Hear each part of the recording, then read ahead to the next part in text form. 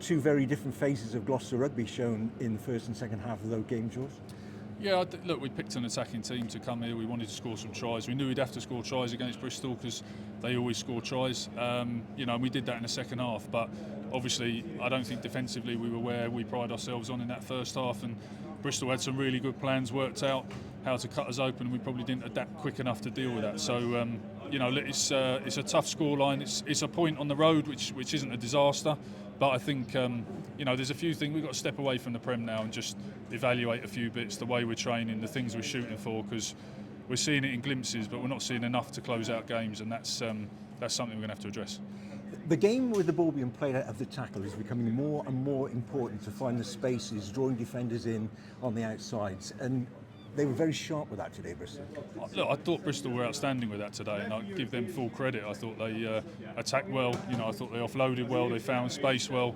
But you've got to find ways to deal with that, and outscoring them isn't probably the approach to take. We'll have to have a look at it. Like I say, I think we've ended up targeting too many things this season at the start, and we've probably left a few things that we were really strong at the last couple of years out, and not deliberately, but we've just got to revisit that and get the balance right. One thing that seemed to occur to us, we seemed to observe in the second half, was all of a sudden there was like an injection of energy. It seemed to, is it a little trigger in the game? Something happens, G's people up, they seemed then on their toes, and that's when the 4-try bonus point came in. I think the chat at half time was pretty good across the board. I think we recognised, we were giving them the perfect possession they wanted. They'd done their homework, and they were just getting there, scoring tries, and they weren't kicking the ball out, they weren't giving us the ball back. So we had a good chat about how we're going to keep the ball, how we're going to maximise the opportunities we get, and the boys did that in the second half. But obviously it would have been better to solve that 20 minutes in.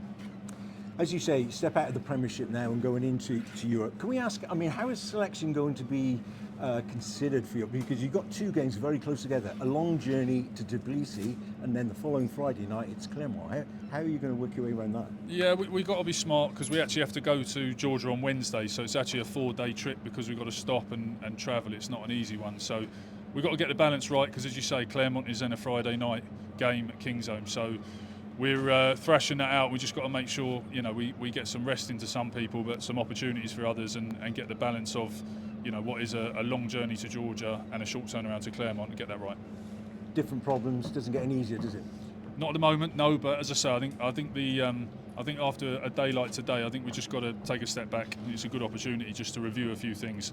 Like I say, we need to just hone down on our identity now.